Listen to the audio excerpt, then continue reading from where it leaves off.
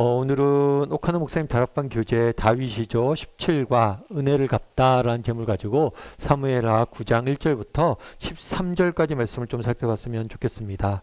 우리 먼저 서론을 같이 한번 읽어볼까요? 같이 읽도록 하겠습니다. 다윗과 요나단의 우정은 매우 독특하고 남달라 이해하기 힘들 정도라 할 수 있다. 왕위를 잇는 면에서 보면 둘 사이가 원수의 관계가 될 수 있는데 오히려 둘도 없는 친구가 되었을 뿐만 아니라 그 후손에까지 은총을 베푸는 관계로 발전된다.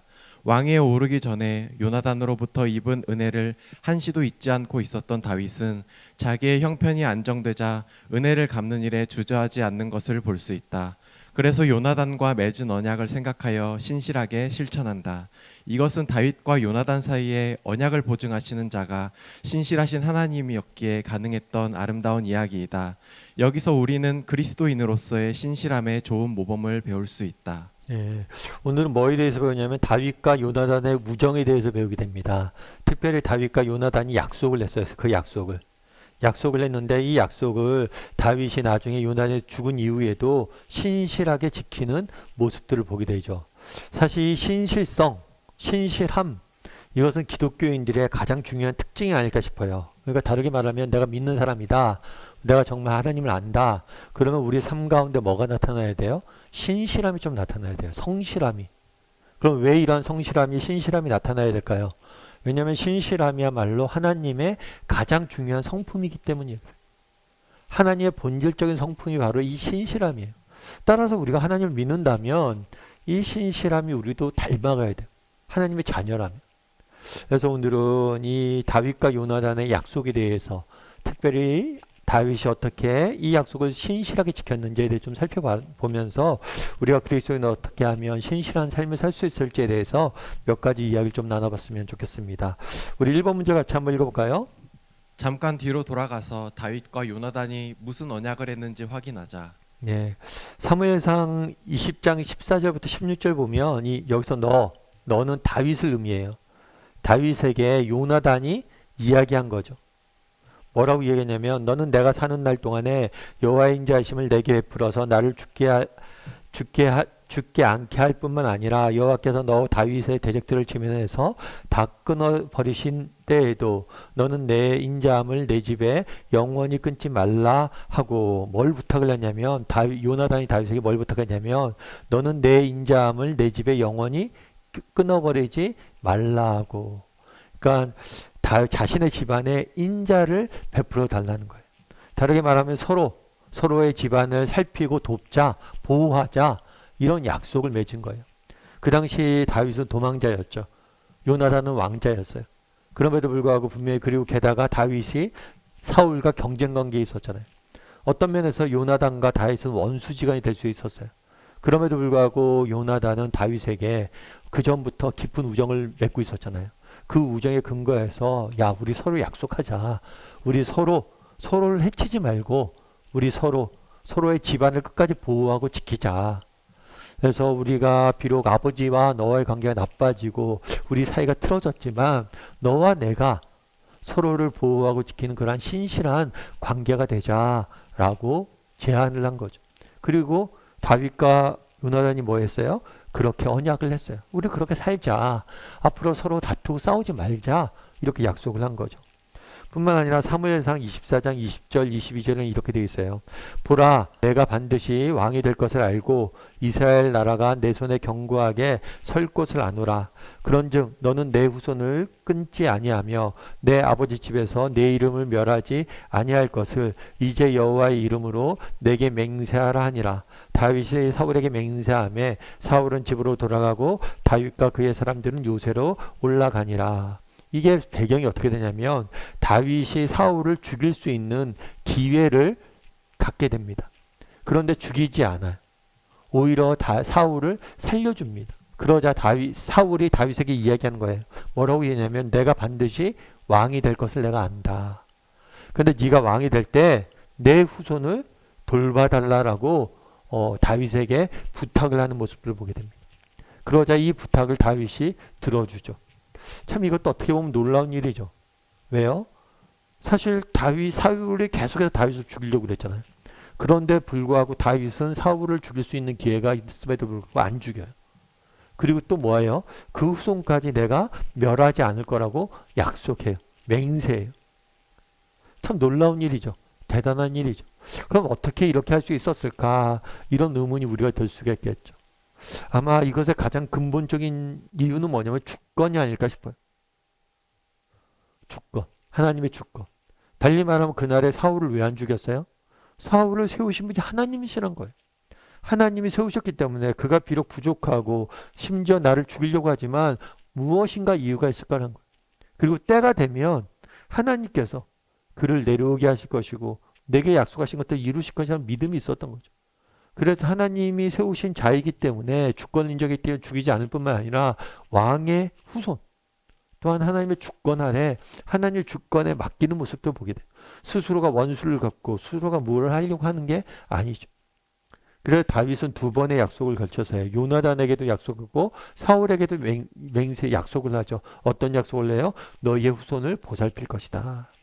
그럼 이번 문제에서 어떻게 그 약속을 지켰는지 한번 살펴보죠. 다윗은 무슨 생각을 마음에 두고 있었는가? 1절에 보면 이렇게 됐어요. 다윗이 이르되 사울의 집에 아직 남아있는 사람이 있느냐? 내가 요나단으로 말미암아 그 사람에게 은총을 베풀리라 하고 사람을 찾아요. 누굴 찾았냐면 사울의 집안에 남은 사람. 다르게 이야기하면 사울의 후손을 찾는 거죠. 사울의 후손을 그럼 왜 찾아요? 요나단으로 말미암아 요나단과의 약속을 지키기 위해서. 약속이 생각한 거죠. 약속을 지키기 위해서. 그래서 뭐라고 그래요? 그 사람에게 은총을 베풀 것이다 라고 이야기를 하죠. 그래서 3절에 보면 이렇게 돼 있어요. 왕이 이르되 사울의 집에 아직도 남은 사람이 없느냐? 내가 그 사람에게 하나님의 은총을 베풀고자 하노라 하니 시바가 왕께 아뢰되 요나단의 아들 하나가 있는데 다리를 저는 자니이다 하니라. 계속해서 찾았어요. 사울의 후손을. 그랬더니 시바는 한때 사울 집안에 섬기는 종이었어요. 이 사람이 이야기하는 거죠. 요나단의 아들이 한 명 남아 있습니다. 그런데 이 사람은 어떤 사람이에요? 다리를 저는 사람입니다. 무비보셋을 있다고 이야기를 한 거죠. 그러면 3번 문제 같이 한번 읽어볼까요?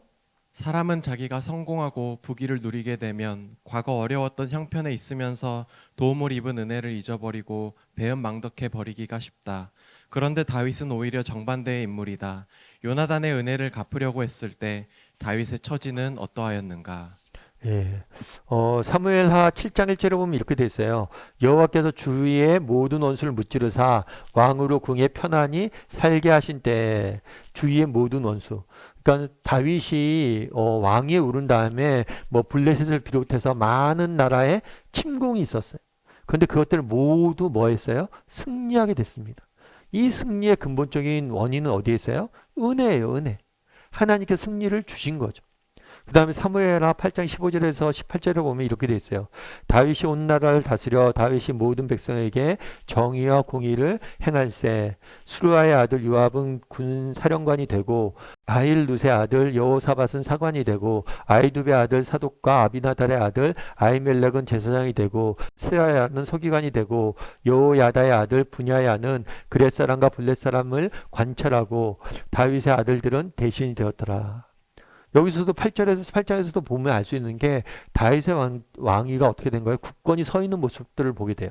그러니까 평화로운 통치 시기. 그러니까 수많은 전쟁을 딱 치른 다음에 이제 평화로운 통치 시기가 된 것을 보게 된 거죠. 그래서 모든 면에서 완벽한 조건이 갖추어진 거예요. 그럼 여러분 어떨까요? 사실 이런 상태가 되면 문제도 이렇게 되잖아요. 자기가 성공하고 부귀를 누리게 되면 어떻게 되기 쉬워요? 은혜를 잊어버리기 쉽다라고 되어 있어요. 여러분들은 어떠세요? 여러분들은 이런 것 같으세요? 에이, 목사님, 에이, 이런 사람이 어디 있어요? 이렇게 생각하기 쉽죠. 이런 사람이 어디 있냐고. 그런데 사실 우리의 모습이 이럴 수 있다는 거예요. 왜 그럴 수 있어요? 사실 저도 그렇더라고요. 사실 저는 저희 어머님을 굉장히 존경합니다. 왜냐하면 사실은 희생이 무엇인지 헌신이 무엇인지 참 저희 어머님한테 저는 직접 눈으로 많이 보고 배운 것 같아요. 사실 희생이나 헌신 이런 단어를 글로 배울 수도 있죠. 그리고 여러 가지 책으로도 배울 수 있어요. 근데 정말 내 주위에서 진짜 그렇게 살아내는 모습을 보신 분이 저희 어머님이거든요. 그래서 사실 저희 어머님이 저희 자녀들을 위해서 너무나 많이 수고하고 헌신했어요. 그런데도 불구하고 제가 참 어머님의 그런 은혜를 많이 잊는다라는 생각이 들어요. 그러니까 너무 자주 잊고 사는 거죠. 어머니가 그렇게 수고하고 헌신했다고 잊고 사는 거죠. 그러다 보니까 제대로 연락도 못 드리고 참 그런 경우들을 너무 많이 제 스스로가 경험을 하게 되는 거예요. 그런데 다윗은 전혀 그렇지 않았죠. 뭐 했어요? 정말 평화로운 시기가 되었음에도 불구하고 뭘 한 거예요? 은혜를 갚은 거죠. 4번 문제 같이 한번 읽어볼까요? 개구리가 올챙이 시절을 잊어버리듯 당신의 형편이 너무 형통해서 과거 어렸을 때 입은 은혜를 잊거나 무시하고 있지 않는지 반성하여 보자. 개구리가 올챙이 시절을 잃어버리듯 당신의 형편이 형통해서 과거 입은 은혜를 잊어버리고 무시하고 있지는 않은지 살펴보자. 한번 돌아봤으면 좋겠어요. 좀 전에 저도 말씀드렸죠. 저도 참 이 은혜를 많이 잊는 것 같다. 특별히 어머님의 은혜를 많이 잊는 것 같다 얘기했는데 여러분 가까운 사람이 베푼 은혜, 정말 사랑하는 부모님들이 베푼 은혜 이런 것도 우리가 있잖아요.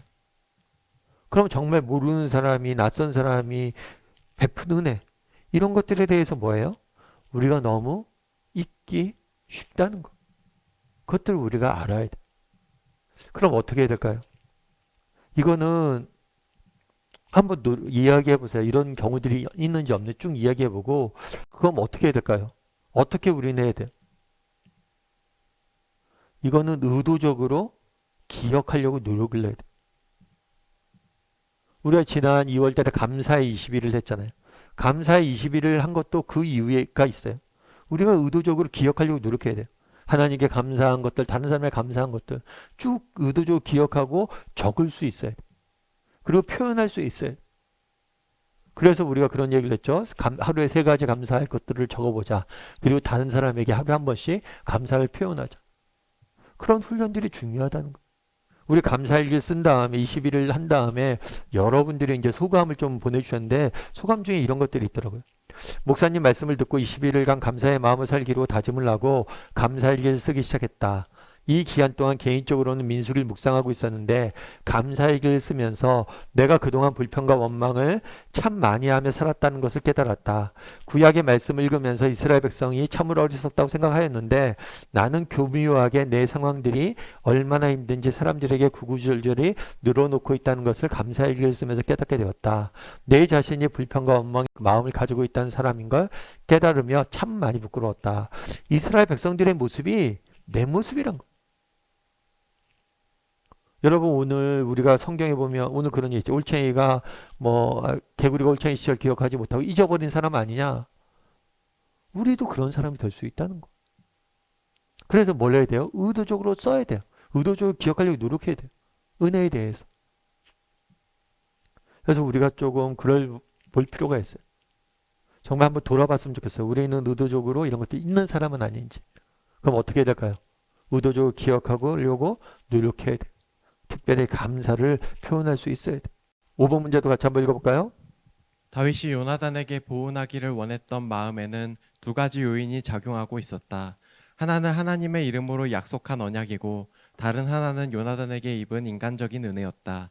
다윗이 배은망덕하는 실수를 범할 수 없었던 배후에는 단순한 인간적인 은혜에 대한 빚을 갚는다는 차원을 넘어 하나님을 속일 수 없다는 신앙적인 결단이 크게 작용하고 있었다고 볼 수 있다.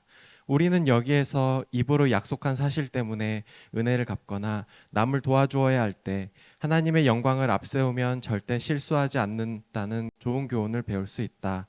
당신에게 비슷한 경험이 있으면 함께 나누어 보자. 당신에게 비슷한 경험이 있으면 나누어 보자. 사실 그래요. 지금 다윗과 요나단, 나, 너 약속을 맺었잖아요. 그런데 사실은 요나단은 어떻게 됐어요? 요나단은 지금 죽었어요. 내가 요나단에게 신실히 그 약속을 지킨다 해도 요나단이 내게 무엇인가 돌려줄 수 있어요? 없어요? 없어요. 내가 아무리 요나단과의 약속을 기억하고 잘해줘 봐요. 다윗이. 요나단이 그 은혜에 대해서 갚습니까? 전혀 못 갚아요. 이건 철저히 주는 거예요. 그런 면에서 다윗의 날의 다윗의 모습은 굉장히 놀라운 거예요. 왜요?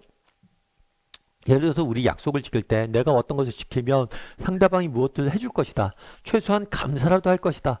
은혜라도 알 것이다. 이런 생각이 있잖아요. 그런데 지금 그런 상황이 아니에요. 너 자체가 없는 거예요. 그럼 어떻게 이런 상황 속에서 할 수 있었을까? 이렇게 약속을 신실하게 지킬 수 있었을까? 문제 보면 이렇게 되어 있죠. 인간적인 은혜.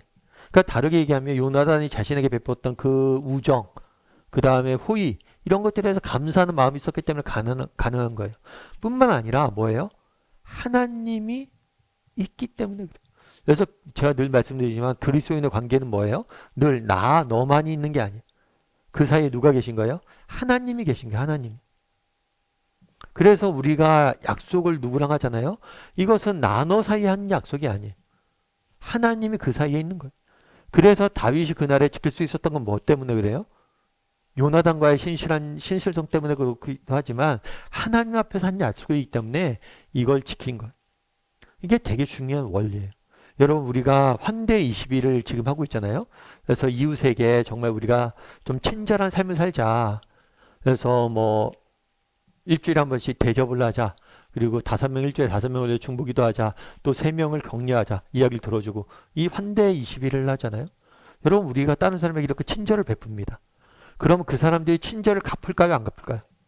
여러분 갚으면 내가 친절을 베풀었을 때 이 사람이 갚으면 기적이에요. 갚지 않으면 이게 정상이에요. 그만큼 인간은 은혜를 모르는 사람이에요. 우리가 아무리 친절을 베풀어도 못 갚아요. 그런데 우리가 친절을 베푸는 이유는 뭐예요? 성경에 뭐라고 되어 있어요? 정말 작은 소자에게 한 것이 나에게 한 것이다. 우리가 친절을 베풀면 뭐예요?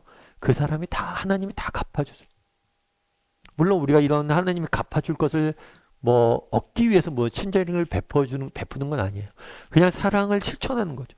사랑을 실천하는 건데 우리가 늘 기억해야 돼요. 우리는 하나님 앞에서 사는 사람들. 정말 우리가 하나님 앞에서 뭘 하는 거예요?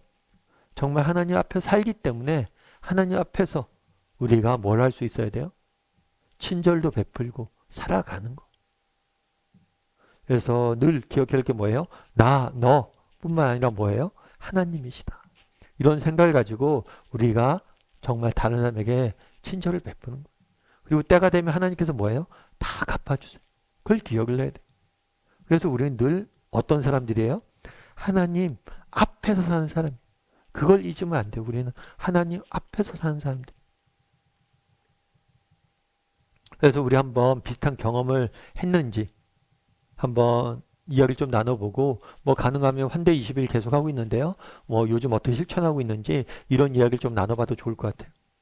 6번 문제 같이 한번 읽어볼까요? 다윗이 요나단의 아들 무비보셋에게 베푼 은총의 내용은 무엇인가? 사울의 손자 요나단의 아들 무비보셋이 다윗에게 나와 그 앞에 엎드려 절하매 다윗이 이르되 무비보셋이여 하니 그가 이르되 보소서 당신의 종이니이다.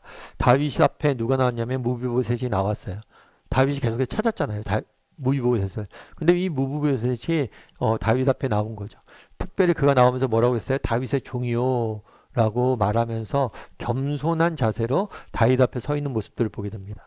그랬을 때 다윗이 뭐라고 얘기했어요? 그 얘기 이르되 무서워하지 말라. 내가 반드시 내 아버지 요나단으로 말미암아 내게 은총을 베풀리라. 여기서 다시 한번 요나단과의 약속을 다시 한번 기억하는 모습들을 보게 되죠. 내가 내 할아버지 사울의 모든 밭을 내게 돌려주겠고. 그래서 사울에게 속했던 어떤 재산, 그러니까 경제적으로 혜택을 주는 거죠. 사울에게 속했던 재산을 돌려주는 것. 그에게 돌아갈 수 있도록. 그런 다음에 또 뭐 하라고 했어요? 너는 항상 내 상에서 먹을 것이다. 왕의 어디에서 상에서 먹는다. 이것은 놀라운 지위와 특권을 보여주는 거예요. 여러분 생각해 보세요. 왕과 함께 밥을 같이 먹을 수 있다는 게 이게 아무나 먹을 수 있는 게 아니잖아요. 정말 왕에 친애하는 사람들, 가족이나 정말 왕이 친애하는 사람들만 먹을 수 있는 거예요. 그래서 재산을 경제적으로는 혜택을 줬을 뿐만 아니라 정치적, 사회적 지위를 보장해 준 거예요. 그런데 이러한 무비보셋에게 베푸는 총이 더 놀라운 건 뭐냐면 그 당시 무비보셋의 상황 때문에 그래요. 우리 7번 문제 같이 한번 읽어볼까요? 무비보셋은 매우 심한 지체 부자유자였다. 그럼에도 불구하고 그를 평생 한 상에서 먹고 마시도록 허용한 다윗 왕을 보면서 무엇을 느끼고 배울 수 있는지 말하라. 무비보셋이 뭐 했다고 그랬어요? 매우 심한 지체 부자유자였다라고 얘기해요. 무비보셋은 태어나면서부터 뭘 했냐면 다리를 절고 있었어요. 다리를 절고 있었는데 그러니까 두 다리를 절고 있었어요. 그럼에도 불구하고 뭘 했어요? 다윗이 이 사람에게 뭘 한 거예요? 은혜를 베푼 거예요. 사실 그렇죠. 여러분 당시 우리가 좀 배경을 좀 알아야 돼요. 지금도 마찬가지지만 당시 이렇게 장애가 있는 사람들은 어떤 대접을 받았어요? 멸시당하고 천시당했어요. 그 당시에는 인권 자체가 그렇게 있는 시대가 아니에요. 특별히 이렇게 사회적 약자에 대한 인권 자체가 있는 시절이 아니었어요. 뿐만 아니라 이렇게 장애가 있거나 이런 병에 걸리거나 이런 걸 뭘로 봤냐면 신의 형벌로 봤어요. 다르게 이야기하면 죄의 결과.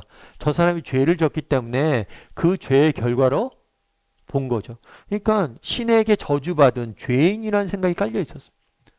그래서 이런 사람들은 정말 철저히 사회적으로 종교적으로 터부시 되었거든요. 특별히 그 당시 이스라엘 공동체는 종교 공동체였죠. 그런 면에서 굉장히 뭐예요? 멸시당하고 천시당했던 사람이. 그런데 그 사람을 뭐 한 거예요? 이렇게 회복시켜 준 거죠. 참 이게 놀라운 것 같아요. 오히려 무시할 수 있음에도 불구하고 그렇지 않은 거죠.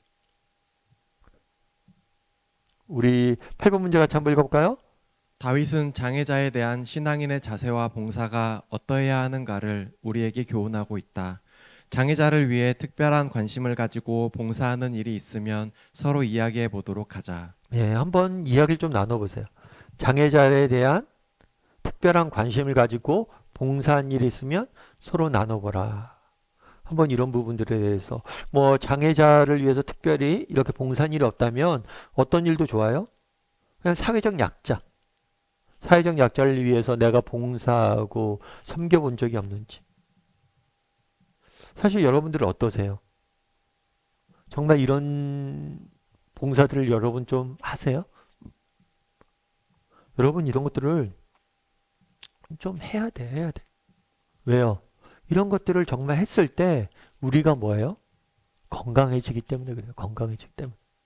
저도 뭐 대학 시절에 저 같은 경우에는 이렇게 아이들 이제 철거 지역 가서 아이들 이제 공부방 활동을 좀 했어요. 아이들 공부 가르쳐 주는 일들을 했어요. 일주일에 한 번씩 가서.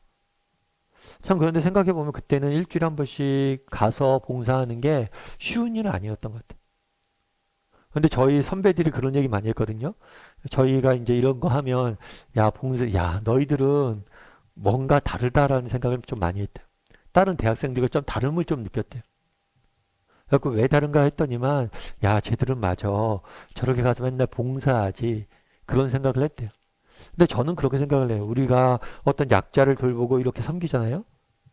그런데 그것을 통해서 우리가 받는 유익이 훨씬 더 커요. 사실은 이런 섬김은 일방적이지 않아요. 우리도 물론 섬깁니다. 하지만 그것 통해서 우리가 세워지고 우리를 튼튼히 하는 것들이 있다는 거. 헨리 나우엔 여러분들은 아마 아실 거예요. 사실 헨리 나우엔 같은 경우에는 뭐 카톨릭 사제고 또 동성애 관련해서 여러 가지 이야기들도 있기 때문에 뭐 조심해야 될 부분들이 있어요, 분명히. 그럼에도 불구하고 참 그 삶 자체는 굉장히 존경할 면이 있어요. 특별히 헨리 나우엔이 뭘 했냐면 하버드 대학교 교수였잖아요. 근데 이 모든 것을 두고 캐나다에 있는 데이브레이크라는 곳에 가서 장애인들을 섬기면서 삶을 살았어요. 근데 자기가 이야기하는 거예요. 정말 하버드에서 내가 교수로서 생활할 때는 정말 내 삶의 기쁨이 하나도 없었다. 그런데 이곳에 와서 봉사의 삶을 살면서 참된 내 인생의 기쁨을 발견하게 됐다. 그러면서 이 데이브레이크에서 아담이라는 청년을 섬겼거든요. 이 사람이 내 스승이다 라고 이야기하더라고요. 여러분 정말 우리가 누군가를 섬겨요. 누군가를 봉사하고 섬겨요. 사회적 약자를 섬겨요. 그런데 이게 힘들고 내 시간을 투자하는 거 같잖아요. 그런데 그렇지 않아요. 그것이 우리를 지키고 우리를 배우게 하고 우리를 가르치는 거예요. 여러분 이런 이야기를 좀 나눠보세요. 이런 경험들 한 적이 있는지 없는지. 뿐만 아니라 여러분들 조금 하셔야 돼요. 이제. 정말 내 삶 가운데 정말 여러분 한번 돌아보세요. 내 삶 가운데 이 봉사하고 섬김이 있는가 빠져 있는가. 정말 우리 교회 같은 경우에도 그런 기회들이 많잖아요. 다음부도 있고 또 영어 도서관도 있고 그 다음에 또 다문화 섬김 교실도 있고 정말 그리고 우리가 순간순간 그렇게 단기적으로라도 봉사할 기회들을 많이 저 탈북 청소년 학교 봉사도 있고 여러분 정말 마음만 있다면 우리가 정말 할 수 있는 것들이 많아요. 그래서 여러분들이 정말 한번 고민해 봐야 돼. 내 삶에 이런 영역들이 들어있는가? 빠져있는가? 빠져있다면 여러분 채워야 됩니다. 여러분 그렇게 채우지 않으면 우리 삶이 건강해지지 않아요. 우리 삶에 정말 참된 기쁨을 못 느껴요. 정말 우리 자녀 돌보는 거 소중하죠? 우리 자녀 돌보고 내 삶 가정 돌보고 이런 것도 소중합니다. 그것도 정말 의미가 있어요. 그런데 거기서 멈추면 안 돼요. 한 걸음 나가야 됩니다, 여러분. 9번 문제 한번 같이 읽어볼까요? 사실 무비보셋의 모습은 왕궁에 살면서 왕자와 동등한 대우를 받기에는 너무 어울리지 않을 만큼 초라하다. 8절과 13절을 참고하라. 그럼에도 불구하고 다윗은 조금도 주저하지 않고 과분한 은총을 베풀고 있다. 마치 하나님 아버지와 우리 사이의 관계를 보는 것 같다. 왜 그런지 말해보라. 예, 무비보셋이 이제 다윗의 은혜를 받았잖아요. 그럴 때 그가 뭐라고 반응을 보였냐면 그가 절하여 이르되 이 종이 무엇이게 왕께서 죽은 개 같은 나를 돌보시나이까. 자신을 뭐라고 표현됐어요? 죽은 개 같다 표현됐어요. 그런데 이것이 틀린 표현이 아니에요. 앞서 이야기했지만 그 당시 시대적 배경 속에서 정말 장애를 갖고 태어난 사람들은 정말 그렇게 멸시당하고 그랬던 거예요. 그리고 13절은 뭐라고 됐어요? 무비보셋이 항상 왕의 상에서 먹음으로 예루살렘의 산이라 그가 두 발을 다 저렸더라. 그가 이런 아픔들이 있었어요. 장애가 있었어요. 그럼에도 불구하고 다윗이 은혜를 베푼 거죠. 그런데 결국에 이 문제를 통해서 얘기하는 건 그런 거예요. 우리가 아까 이런 얘기 했잖아요. 나, 너, 하나님. 우리 사이에 나, 너와의 관계는 없다. 늘 하나님이 있다라고 이야기를 하죠. 우리가 하나님에게 뭘 해야 돼요? 다른 사람에게 은혜를 베풀어야 돼. 사랑을 베풀어야 돼. 친절을 베풀어야 돼. 그게 우리가 그래서 환대를 해야 돼. 그래서 환대 20일을 하는 거잖아요. 그럼 왜 해야 되냐? 우리가 하나님에게 그런 환대와 은혜를 받았기 때문에 그래. 그래서 우리는 흘려보내는 거예요. 우리가 사실은 받은 게 너무나 커요. 받은 은혜가 너무 커요. 그래서 베푸는 거예요. 그래서 누가복음에 보면 돼 있어요. 이게 탕자의 비유잖아요. 정말 어느 날 둘째 아들이 아버지에게 재산을 요구합니다. 이것은 그 당시에는 아버님이 살아계실 때 유산을 요구하는 것은 굉장히 무례한 행동이에요. 그래서 이런 행동을 하는 경우는 어떻게 이해되면 아버지, 내가 당신과 지금 아버지와 아들과의 인연을 끊겠습니다. 당신을 더 이상 아버지라고 부르지 않겠습니다. 당신과 저는 이제 남입니다. 라고 이야기하는 것과 똑같아. 근데 하나님께서 아버지가 그대로 해주죠. 이 탕자가 그래서 이 재산을 뭐예요? 다 허비하죠. 허비하고 낭비하고 다 없어지죠. 그래서 나중에 먹을 것이 없어서 돼지 주엄 열매를 먹는 지경까지 나아가죠. 그런데 그 아들이 뭐라고 표현해요? 내가 하늘과 아버지께 죄를 지었다. 그리고 뭐라고 얘기해요? 아들이라 일컬음을 감당하지 못하겠다. 맞아요. 그런 자격이 없어요. 그런데 뭐라고 이야기해요? 아버지는 제일 좋은 옷을 입히고 가락지를 끼우고 그 다음에 잔치를 베풀죠. 이 가락지를 끼운다는 건 뭐냐면 그 신분을 다시 회복시켜주는 거예요. 이 탕자의 이야기는 하나님과 우리와의 관계를 이야기하는 거예요. 우리도 탕자와 같았다는 거예요. 그런데 하나님께서 우리 자격 없는 우리에게 이런 은혜를 베푸셨잖아요. 그러니까 우리도 은혜를 베풀어야 된다는 거예요. 결국 우리의 문제는 뭐냐면 은혜를 모르는 거예요. 정말 우리가 은혜를 안다면 베풀어야죠. 그게 정상이에요. 우리 10번 문제 같이 한번 읽어볼까요? 훗날 다윗 왕이 반란을 일으킨 왕자 압살롬을 피해 도망했을 때 미처 피하지 못한 무비보셋이 다윗 왕의 은혜를 생각하고 매우 감동적인 행동을 한 것을 볼 수 있다. 사무엘하 19장 24절을 읽고 느낀 바를 말하라. 사무엘하 19장 24절은 뭐라고 됐냐면 무비보셋이 내려와 왕을 맞으니 이게 언제냐면 압살롬이 이제 반란을 일으킵니다. 반란을 일으켰을 때 모든 사람이 뭐예요?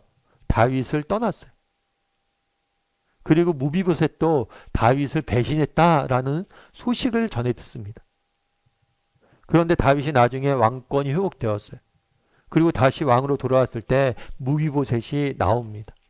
그러면서 그가 뭐라고 되냐면 왕이 떠난 날부터 평안히 돌아온 날까지 내 발을 맵시하지 아니하였으며 내 수염을 깎지 않았으며 옷을 빨지 않았나이다. 무슨 얘기냐면 무비보셋이 다윗 앞에 나오는데 너무나 허름한 모습으로 나오는 거예요.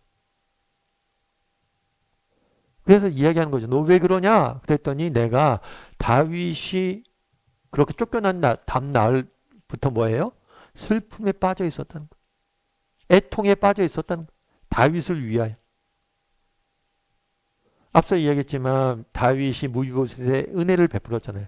근데 무비보셋 역시 다윗의 이런 은혜를 기억하고 있었어요? 안 하고 있었어요? 기억하고 있었음을 보게 되는 거예요. 그리고 은혜를 알았던 거죠. 갚았던 거죠. 우리 11번 문제 같이 한번 읽어볼까요? 하나님은 말세가 가까워 인간의 심성이 극도로 악해지면 은혜를 모르는 짐승 같은 행동을 서슴지 않는 자들이 많아질 것을 예언하고 있다. 디모데후서 3장 1절에서 4절을 펴서 이 사실과 연관되는 내용 4가지를 확인하라. 예. 디모데 3장 보면 이렇게 돼 있어요. 너는 이것을 알라. 말세에 고통하는 때가 이르르니 마지막 때의 모습에 대해서 이야기하고 있습니다. 첫 번째로 마지막 때가 되면 어떻게 돼요? 사람들이 뭘 한다고요? 자기를 사랑한다. 제일 먼저 얘기하는 게 뭐냐면 자기를 사랑하는 거예요. 그래서 루터러 같은 신학자는 뭐라고 했냐면 죄인은 뭐냐? 죄인이나 어떤 사람이냐? 자기에게 굽은 사람이다. 자기에게로 굽은 사람이다. 자기밖에 모르는 사람이 죄인이라는 거예요. 참 통찰력이 있는 거예요. 모든 문제의 원인은 뭐예요? 우리 자신만을 사랑하는 거예요. 그래서 앞서 이야기했던 것처럼 우리가 자꾸만 눈을 시선을 다른 데로 돌려야 돼요. 다른 사람 섬기고 봉사하는 데 돌려야 돼요. 그게 우리를 지키는 거예요. 자기를 사랑하면 뭘 사랑한다고요? 돈을 사랑한다. 오늘날 우리 사회가 얼마나 물질 만능주의가 팽배해 있어요. 돈이라면 뭐 가족지간에도 뭐 돈 앞세우는 거죠. 돈. 그 다음에 자랑하며 교만하며 비방하며 부모를 거역하며 이게 대표적인 은혜를 갚지 않는 태도겠죠. 정말 부모님들이 우리에게 베푸신 은혜가 얼마나 많아요. 그런데 부모의 은혜를 모르고 부모에게 맞서고 그렇게 하는 것들. 그리고 또한 뭐예요? 감사하지 아니하며. 정말 이것도 은혜를 모르는 행동이죠. 정말 다른 사람들이나 가족들이나 정말 이웃이나 우리에게 베푼 감사의 거리들이 얼마나 많아요. 그런데 그런 것들에 대해서 전혀 베푸지 않죠. 그리고 거룩하지 아니하며 무정하며. 무정하다는 건 비인간적이란 거예요. 원통함을 풀지 아니하며. 정말 마음에 뭐 한 거예요? 서로가 내가 잘못했다면 잘못에 대해서 이야기하지 않는 거죠. 이것도 은혜를 모르는 거죠. 내가 다른 사람에게 잘못을 했어요. 해악을 끼쳤어요. 그럼 뭐해? 그 사람이 가서 잘못을 풀어야 되죠. 그렇지 않는다는 거예요. 그 다음에 모함하며. 정말 다른 사람을 모함하는 거죠. 절제하지 못하며 사나우며 선한 것을 좋아하지 아니하며 배신하며. 다른 사람을 배신하죠. 은혜를 베풀었는데 그것들에 대해서 전혀 기억하지 못하는 거예요.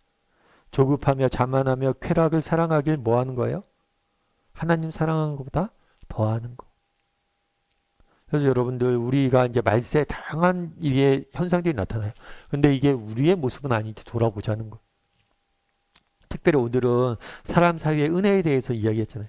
그래서 그 중에 뭐가 있느냐? 거역하고 감사하지 아니하고 원통함 풀지 아니하고. 정말 내가 잘못했어요. 그래서 그 마음이 상했어요. 그런데 해결해 주지 않는 거죠. 그리고 배신하고 은혜를 베푸는데 오히려 악으로 갚는 거죠. 선을 악으로 갚는 거죠. 우리 12번 문제 같이 한번 읽어볼까요? 위의 4가지 사실 중에 당신이 반성하고 고쳐야 할 것이 있으면 표를 하고 기도하면서 주님의 도움을 구하도록 하자. 그래서 아까 이 4가지뿐만 아니라 디모데후서 이 부분이 마지막 때에 나타나는 현상이라고 그랬잖아요. 쭉 한번 보고 한번 자기에겐 이런 모습이 없는지, 혹시 나는 나만을 사랑하는 사람 아닌지, 정말 물질 만능주의에 빠진 사람 아닌지 쭉 한번 서로 이야기를 나누고 또 같이 기도하면서 이번 과는 마무리했으면 좋겠습니다.